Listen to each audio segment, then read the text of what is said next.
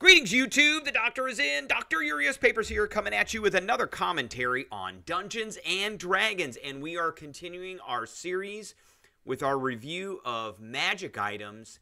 We are going through the uncommon magic items, although this magic item that we're going to look at today does cover a wider berth of that. It's uncommon, rare, and rare, very rare versions. We are going to cover all three of them, because it basically does the same thing with just a little bit of a stat difference, and that is the all-purpose tool. So there are a number of magic items that are within Dungeons & Dragons 5th edition that are essentially required. I'm going to use that word required, but some dungeon masters might be a little reticent to give these out, but they give a bump to spellcasters, and they give a bump to the spellcasting attack roll and the spellcasting saving throw DC. So there are a number of these. This is the first one we're going to look at, and this one is geared towards, no pun intended, geared towards Artificers. So the all-purpose tool is a wondrous item,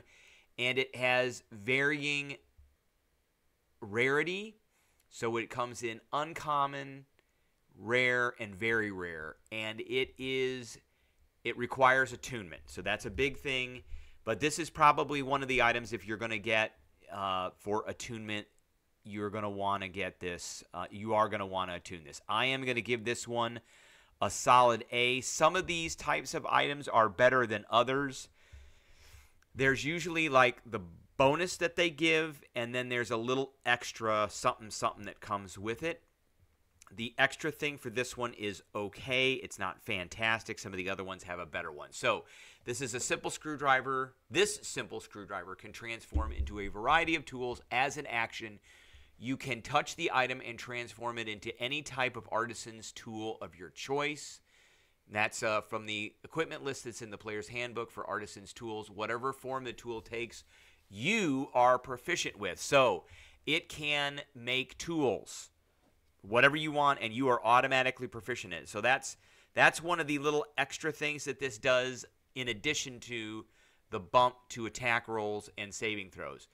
Secondly, while holding this tool, you gain a bonus to the spell attack rolls and the saving throw DCs of your Artificer spells. The bonus is determined by the tool's rarity. So if it's uncommon, you get a +1 to hit on spell attack rolls and a +1 to the DC of your saving throws.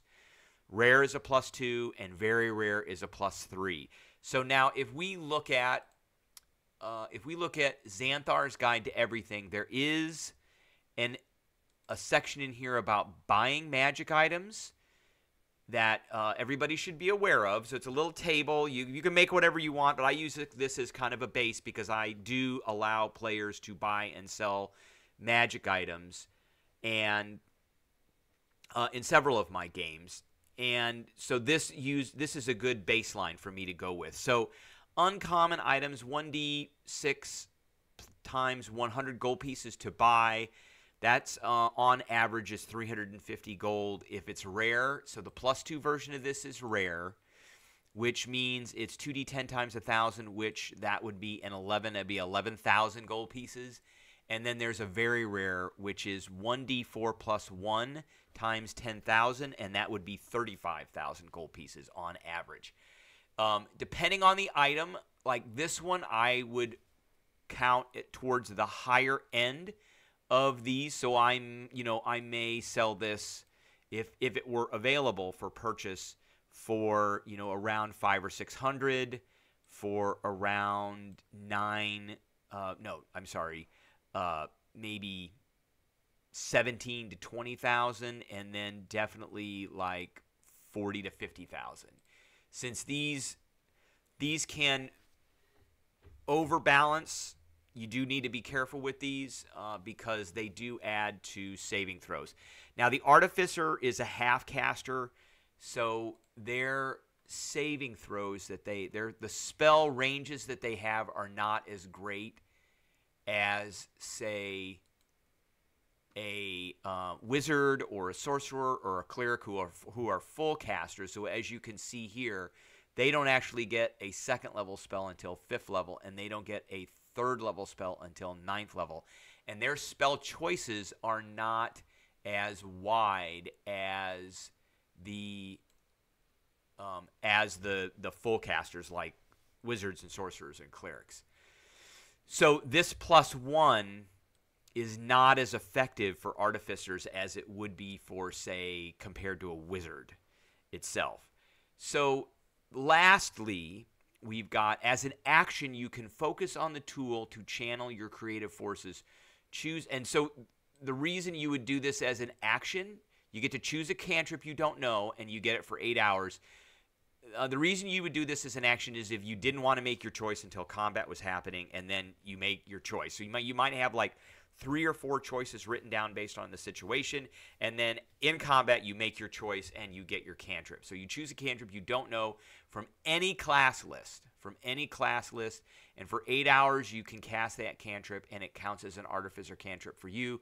Once this property is used, it cannot be used until the next dawn. So that's the kind of the second thing. You get this big tool that you're proficient with all tools, and then you get this cantrip. Now, artificers do have a wide array of cantrips that they can use, and they are coming from different kind of classes too. So they do have things like guidance, which guidance is a cleric, druid, and artificer, and then they do have things like green flame blade, which is sorcerer, warlock, wizard, and artificer. So a lot of these they can use. Now, what things could they not use? So like blade ward is not an artificer cantrip.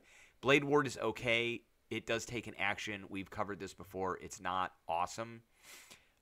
Booming blade is a big one. That one they have on their list. Chill touch is not on the artificer list, and it does some damage, and then they can't regain hit points. So that's just okay. Control flames is not on the artificer list. Create bonfire is.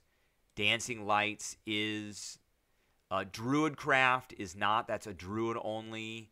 Eldritch Blast is a warlock cantrip, and you could take this as a artificer with this tool. So there are a number of options that you could use, but like I said, it's okay. It's not fantastic because of the wide array of different cantrips that the artificer does get. There are a few that they don't get, which you kind of have to go through this and figure this out. Mage Hand is an artificer one, so as you can see, they do get quite a few different ones. I'm sure Mending is one. There it is right there. Magic Stone is one as well. Mind Sliver is not. So this might be one you want to think about, because it does give a subtraction to saving throws. Now it does, like I said, this does give a bonus to the spell's DC saving throws. So you might want to go through here and look. You do start with first level spells, and you might want to go through here and look and see what you can put that +1 to hit or +1 to saving throws on. So Catapult is a dex save, and things like Grease, which is a really good spell, are a dex saving throw. You could increase the DC of that. Again, whereas some of the, you don't get a lot of like attack spells. Heat Metal isn't necessarily one. It is there. There's no saving throw for it. But you get things like Vortex Warp. That's another good one. Con saving throw, which are generally easy to make. Web is a good one to think about. So these are just kind of some examples of some spells that you could put a bump of that +1 to DC on. Third level spells, you're not really going to get third level spells for quite some time. So really, all in all, a pretty good item. I'm giving it an A. It's not as good as some of the other ones and we'll get to those when we get to those, but it's a pretty good item. If you're an artificer, it is something I definitely would take and definitely would attune in. All right, that is what I got for everybody today. I appreciate everybody tuning in, and I will catch everybody later.